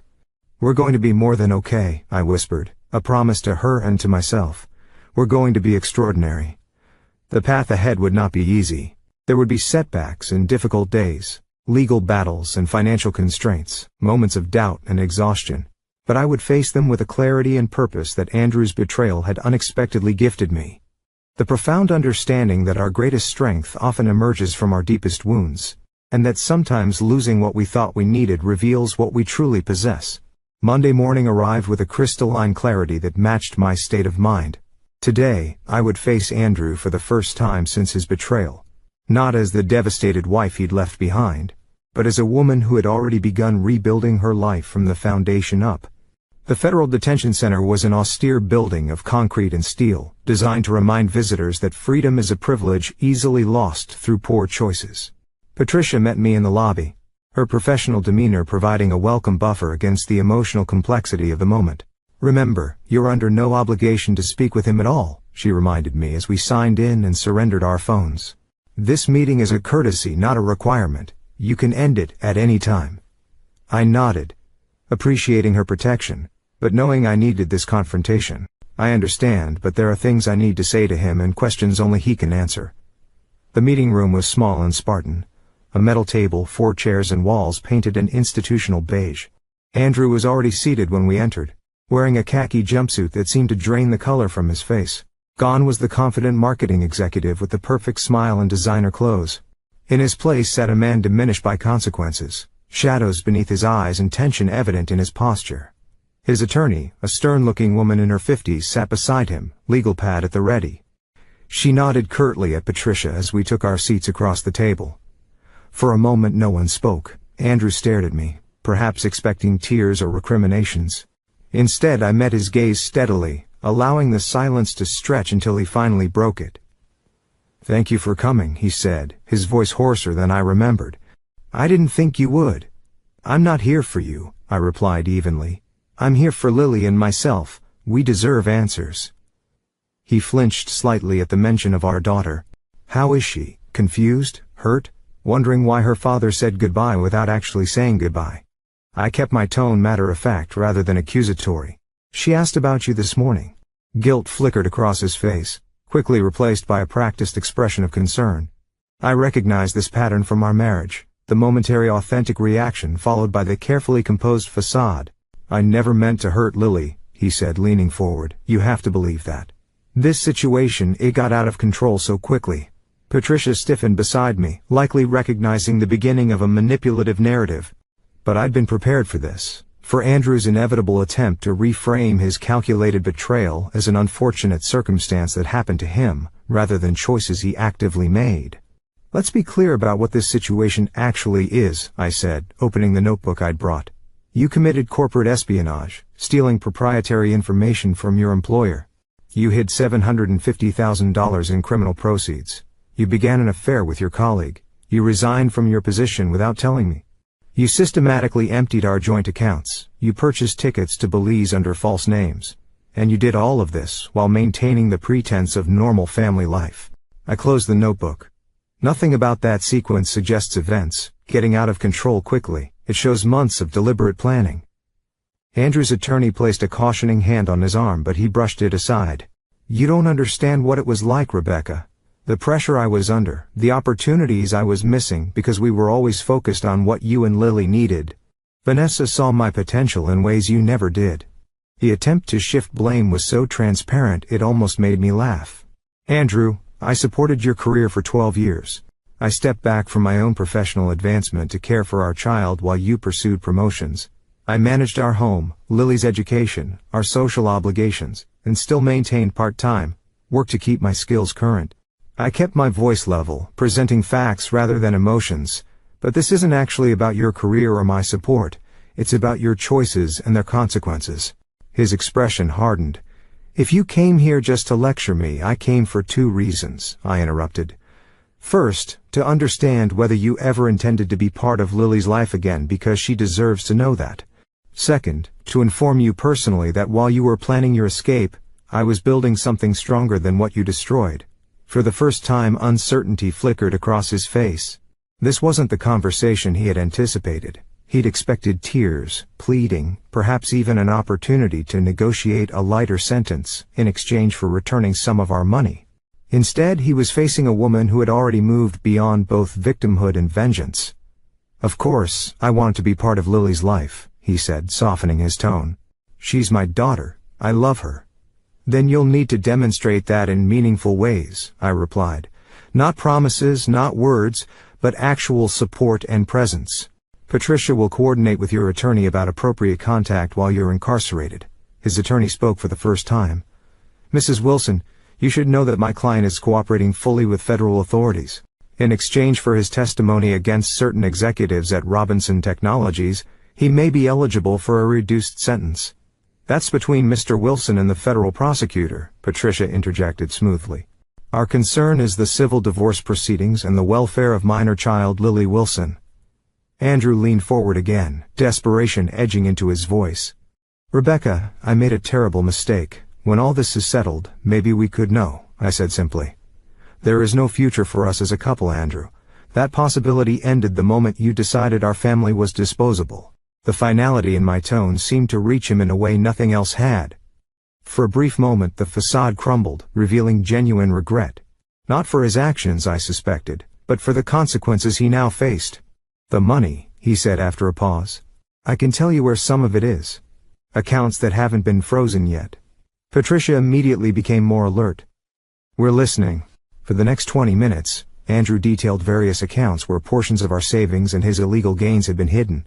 Information that would prove invaluable in our financial recovery. Whether his cooperation stemmed from genuine remorse or simply a strategic attempt to improve his legal position didn't matter to me. What mattered was securing resources for Lily's future. As our allotted time drew to a close, I had one final question. Why did you say goodbye to Lily but not to me? Why give her some warning, however inadequate, while leaving me to discover your betrayal through a bank notification? Andrew's expression shifted, something authentic finally breaking through. Because I could face her innocence but not your trust, he admitted quietly. I knew what I was throwing away. It was easier to just disappear. His honesty coming so late offered no comfort but did provide a kind of closure. The man I had married wasn't a complete fabrication. He had simply allowed his weakest qualities to override whatever genuine love he might have felt. Understanding. This didn't excuse his actions, but it helped me contextualize them as human failures rather than monstrous aberrations. Lily and I will be fine, I said as I stood to leave. Better than fine, actually. You unintentionally gave us an opportunity to build something authentic and strong. For that, if nothing else, I can eventually find gratitude. His confusion at my parting words was evident, but I didn't elaborate. Some lessons can only be learned through direct experience, and Andrew's education in consequences was just beginning. Outside the detention center, standing in the bright spring sunshine, I felt a profound sense of liberation. The confrontation I had dreaded had instead become an affirmation of my new direction. Whatever legal and financial challenges still lay ahead, the emotional cord that had kept me tethered to Andrew's betrayal had been severed. You handled that remarkably well, Patricia observed as we walked to the parking lot. Many clients in your position struggle to maintain such composure. I'm not the same person he left, I replied simply. That woman might have fallen apart in that room. The person I am now has different priorities. My meeting with Principal Carter that afternoon further confirmed this evolution. She didn't just offer me the full-time curriculum development position. She proposed creating a new role that combined teaching, mentorship, and administrative duties at a salary of $76,000, higher than the original range. Frankly, Rebecca, we've been hoping to find a way to bring you back full-time for years, she explained, as we sat in her sun-filled office. You have a gift for connecting with both students and other teachers. This situation, while personally challenging for you, actually creates an opportunity for the school to benefit from your talents more fully. The irony wasn't lost on me. Andrew's betrayal, intended to diminish me, was instead creating avenues for professional growth I might never have explored otherwise. By Tuesday evening, I had accepted both the expanded teaching position and Daniel Mercer's bank opportunity, establishing a combined income that would support Lily and me comfortably. Wednesday brought the formal divorce hearing where the judge granted an expedited process, given the extraordinary circumstances. Andrew, appearing via video from federal custody, raised no objections to my request for full physical custody. Child support based on his historical income rather than his current incarcerated status, and complete financial transparency. The respondent's actions demonstrate a profound breach of fiduciary duty to his family, the judge noted in her ruling. This court looks particularly unfavorably upon attempts to hide marital assets or abandon financial responsibilities to minor children. Mrs. Wilson is granted emergency support from all recovered funds pending final settlement. By Friday, just 1 week after discovering Andrew's betrayal, we had located and recovered nearly $165,000 of our original savings, with promising leads on additional accounts.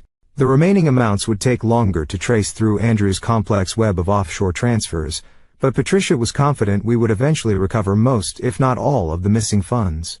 That weekend, my parents helped Lily and me begin the process of reorganizing our home, not just physically, but emotionally. Together we sorted through closets and storage areas, identifying items to donate, things to keep, and space that could be repurposed.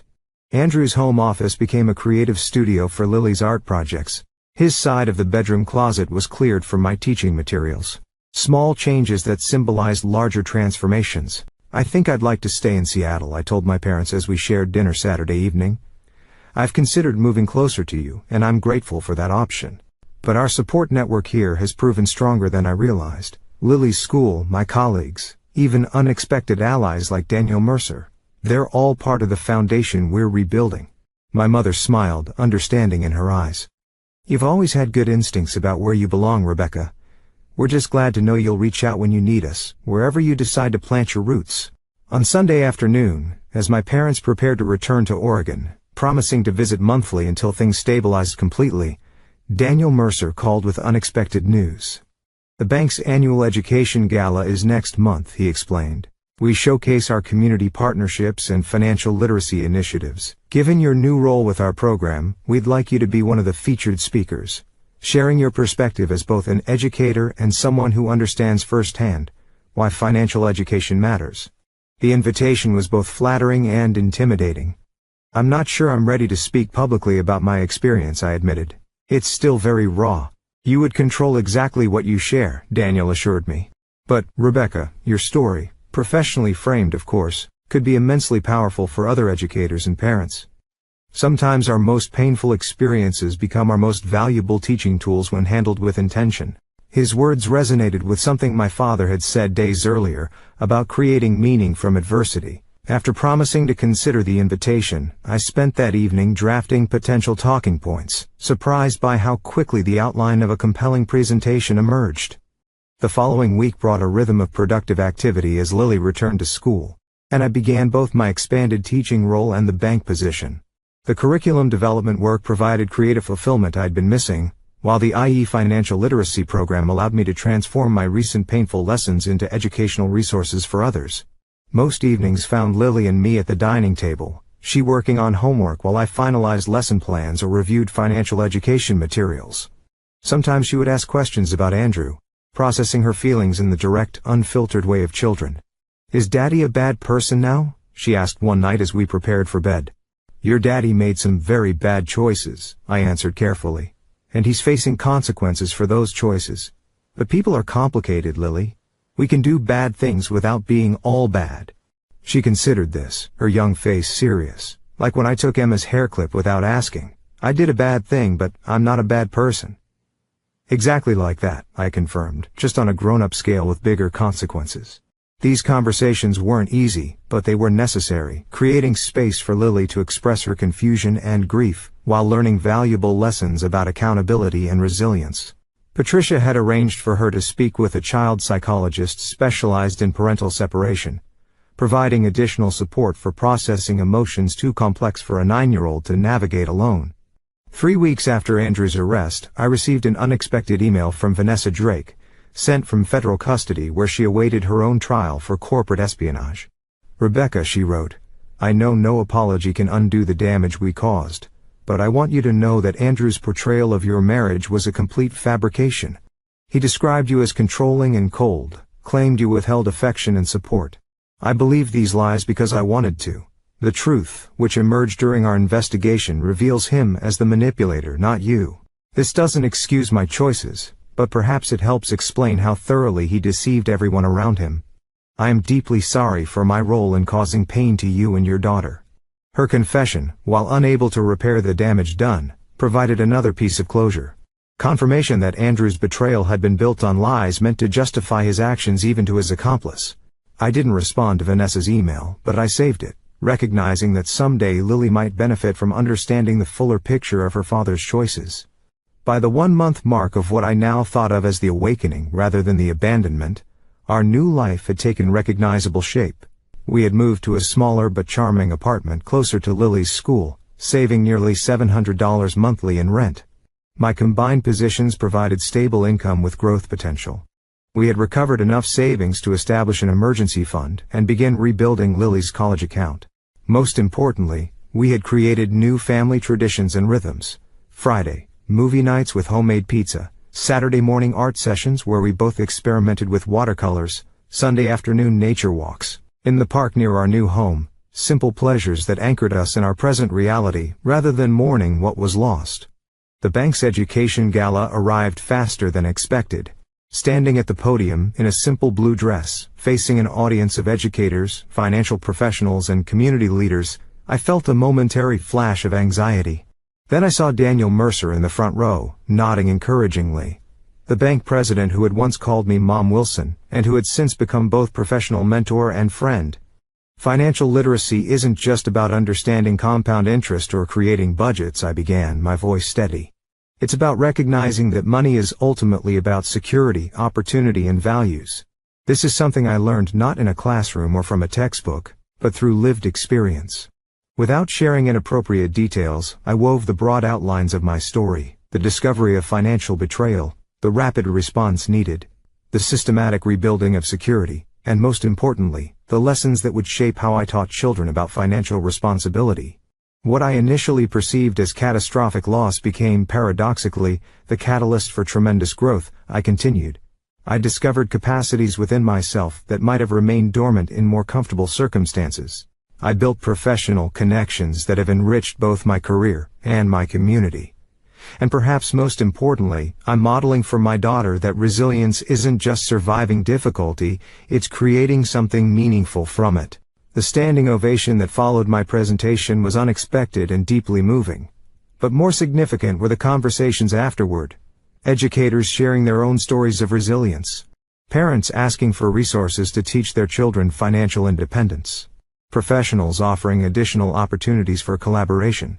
One conversation particularly stood out with an older woman who introduced herself as the superintendent of a neighboring school district. We're developing a district-wide financial literacy curriculum that needs exactly the perspective you bring, she explained, handing me her card. The integration of educational expertise with real-world experience.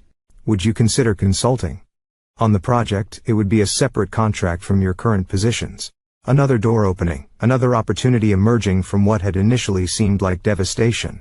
I accepted her card, promising to follow up, marveling inwardly at how different my professional landscape looked just 1 month after Andrew's betrayal. That night, after putting Lily to bed, I sat on the balcony of our new apartment, watching the city lights and reflecting on the unexpected journey of these past weeks. The pain hadn't disappeared. Betrayal leaves scars that take time to fade. But it had transformed from a debilitating wound into a source of wisdom and strength that informed every aspect of our rebuilt life. My phone chimed with a text from Daniel. Brilliant presentation tonight. The financial literacy program has received 3 new funding commitments already. You've turned personal adversity into community benefit. That's real alchemy. His words captured precisely what I had been feeling. The mysterious process by which our darkest experiences can be transmuted into something valuable, not just for ourselves, but for others.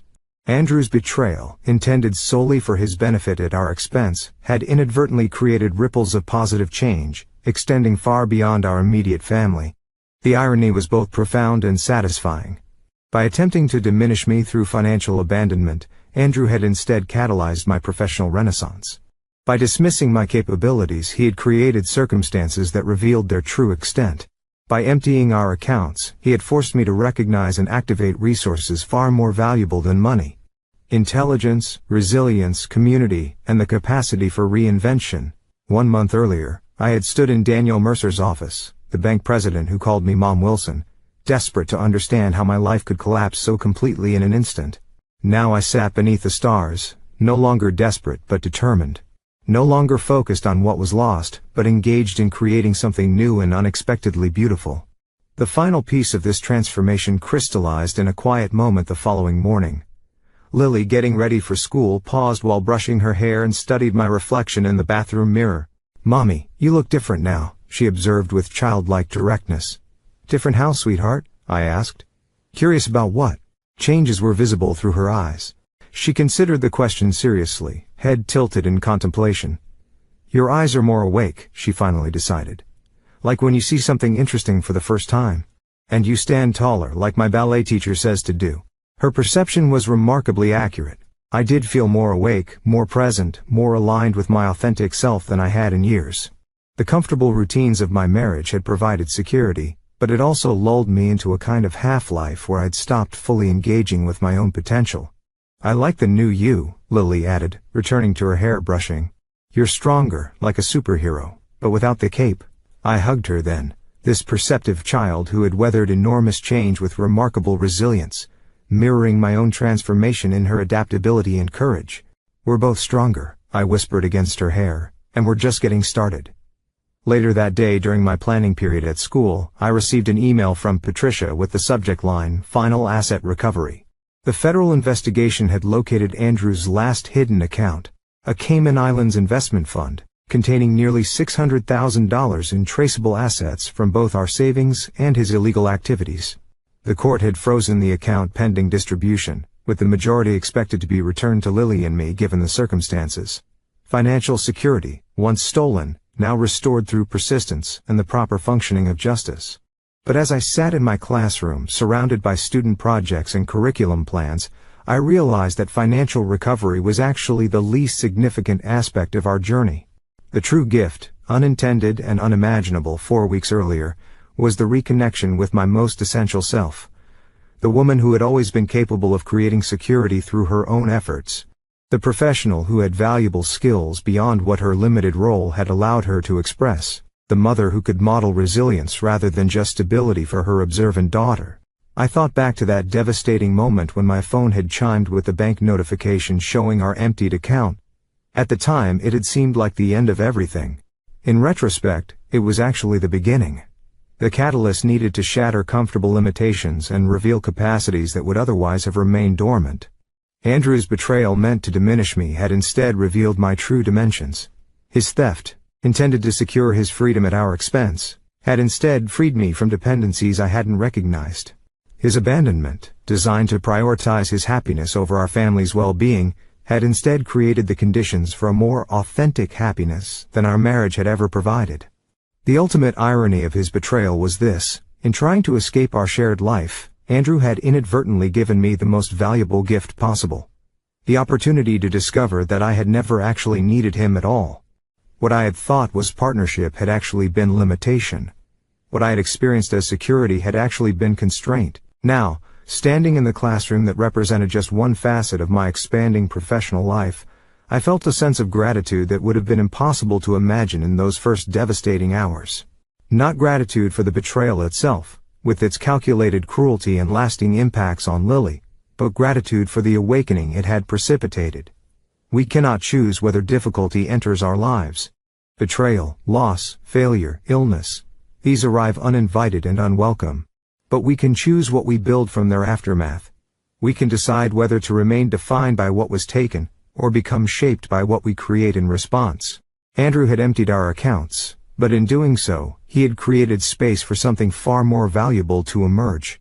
A life built on authentic strength, purposeful choices, and the profound recognition of our capacity to thrive not despite adversity, but because of how we transform it. That recognition, that alchemy of turning betrayal into breakthrough, was an account that could never be emptied. A resource that would sustain Lily and me through whatever challenges still lay ahead. It was the unexpected gift hidden within. What had initially seemed like nothing but loss revealed only because we had been willing to look beyond devastation toward possibility. The bank president had called me Mom Wilson, recognizing the educator who had positively influenced his daughter years earlier. But the woman I had become in the aftermath of betrayal was far more than just an effective teacher. She was an architect of resilience, a creator of opportunity, and a mother whose greatest lesson to her daughter would be the lived example of transformation in the face of adversity. That, ultimately, was worth more than any amount in our recovered accounts. That was the true wealth Andrew could never touch, never diminish, never steal. And that was the foundation on which our new life would continue to flourish, long after the pain of his betrayal had faded into nothing more than a distant memory of the moment everything changed. The September sunshine filtered through the classroom windows, casting golden patterns across 26 eager faces. My advanced financial literacy class, an innovative program for gifted 5th and 6th graders that had begun as a small pilot and grown into one of the district's most celebrated initiatives, was deep in discussion about the concept of compound interest. So it's like a snowball rolling downhill, offered Emma, one of my most analytically minded students. It keeps picking up more snow as it goes. Excellent metaphor, I affirmed, making a mental note to incorporate her example into the curriculum guide I was developing for statewide implementation. Time is the magic ingredient that transforms small, consistent actions into significant results. The same could be said about personal transformation. I reflected as the students broke into small groups to calculate compound growth scenarios. 2 years had passed since that devastating bank notification. 2 years of consistent actions, strategic decisions, and deliberate growth that had compounded into a life I could never have imagined while married to Andrew. The bell rang, signaling the end of the school day. As my students gathered their materials, 11-year-old Lily appeared in the doorway, her copper hair, now styled in a practical bob that reflected her evolving identity as a middle schooler. "Hey Mom," she called, dropping her backpack beside my desk. "Can I help set up for the workshop tonight?" The workshop, our monthly financial literacy session for families transitioning through divorce, job loss, or other economic challenges had begun as a small community service project and expanded into a cornerstone program of First Capital Bank's educational outreach. What started as my personal recovery from financial betrayal had evolved into a mission to help others navigate similar crises with knowledge and confidence. Absolutely, I replied, handing her a stack of workbooks. We're expecting 30 participants tonight, including 5 families from the shelter. Working together, we transformed the classroom into a welcoming workshop space. Lily had become my unofficial assistant in these sessions. Her presence a powerful reminder that children could not only survive family financial crises, but develop remarkable strength and perspective through them. Dad called this morning, she mentioned casually as we arranged chairs. He wants to know if he can come to my science fair next month. Andrew had served 11 months in federal prison before being released to a halfway house as part of his plea agreement. The man who emerged was humbled in ways I wouldn't have thought possible, genuinely repentant, committed to making whatever amends he could, particularly to Lily. Our relationship remained strictly co-parental, but I had to acknowledge his consistent efforts to rebuild his connection with his daughter. How do you feel about that? I asked, maintaining our policy of honoring Lily's agency and her relationship with her father. She considered the question with typical thoughtfulness. I think it would be okay. He really liked the project idea when I told him about it. Then we'll make it work, I assured her. The science fair would be a suitable environment, public, structured, and focused on Lily's achievements rather than family dynamics. My phone chimed with a text from Daniel Mercer. Governor's office confirmed. They want you to chair the State Financial Education Advisory Council. Formal announcement next week. Another unexpected door opening, a prestigious appointment that would allow me to influence financial literacy standards across the entire state. I showed the message to Lily, who squealed with excitement. Does this mean you'll be famous? She asked, eyes wide. I laughed, pulling her into a hug. Hardly. But it does mean all those curriculum materials we've been developing might reach a lot more students. Because of what Dad did, Lily observed with the direct insight that still occasionally took my breath away. If he hadn't taken our money, you wouldn't have started teaching people about finances. Her perception hit home, the remarkable alchemy that had transformed profound betrayal into meaningful purpose. That's true, I acknowledged. Sometimes the worst things that happen to us create possibilities we couldn't have imagined. The workshop that evening exemplified this unexpected evolution. Standing before 30 participants, mostly women, many with children, all facing financial transitions they hadn't chosen, I shared both practical knowledge and hard-earned wisdom. Financial recovery isn't just about rebuilding monetary resources, I explained as we concluded the session. It's about recognizing that your worth was never actually determined by your bank balance. Your greatest assets, intelligence, adaptability, courage, can't be emptied by anyone else's actions. A woman in the back row, recently separated, 2 young children beside her, raised her hand. But how do you stop feeling like a failure? Like someone smart enough should have seen it coming? The question resonated with my own early struggles after Andrew's betrayal. By recognizing that trust isn't stupidity, I answered gently. By understanding that someone else's poor character isn't a reflection of your discernment. And most importantly, by focusing not on what happened to you, but on what you're creating from it. After the participants departed with their workbooks and action plans, Daniel Mercer arrived to help us gather materials. In the 2 years since he'd called me Mom Wilson in his office, our professional collaboration had evolved into a valued friendship. His daughter Amanda, the former student whose constellation poem had created our initial connection, now worked in the bank's community relations department, occasionally joining our workshop presentations. That was your best session yet, Daniel observed as we walked to the parking lot. The State Council is lucky to have you, though I hope it won't mean the end of our local programs. Never, I assured him. These workshops are where theory meets reality. I need them as much as the participants do. At home, the charming 2-bedroom condo we'd purchased last year with the recovered funds, and my steadily growing income, Lily and I followed our evening routine. Homework at the kitchen island, dinner shared with conversation about our respective days, preparations for tomorrow laid out with practiced efficiency. As I tucked her into bed, a ritual she claimed to be outgrowing but still secretly enjoyed, Lily asked the question that had clearly been percolating since our earlier conversation. Mom, are you still angry at Dad for what he did? I sat on the edge of her bed, considering how to frame the complex emotional journey of the past 2 years. Not angry anymore, I answered truthfully. For a long time I was furious. Then, I was hurt. Then, I was focused on rebuilding. Now I mostly feel gratitude for where we've landed. Even though he did a terrible thing? Sometimes, Lily, the hardest experiences become our greatest teachers. I brushed hair from her forehead, marveling at her emotional intelligence. Your father's choices caused tremendous pain, but they also created the circumstances that helped me discover strengths I might never have found otherwise. I can acknowledge both those truths simultaneously. She nodded, processing this nuanced perspective. Like in science, when something bad like a forest fire ends up making the soil better for new plants. Exactly like that, I confirmed once.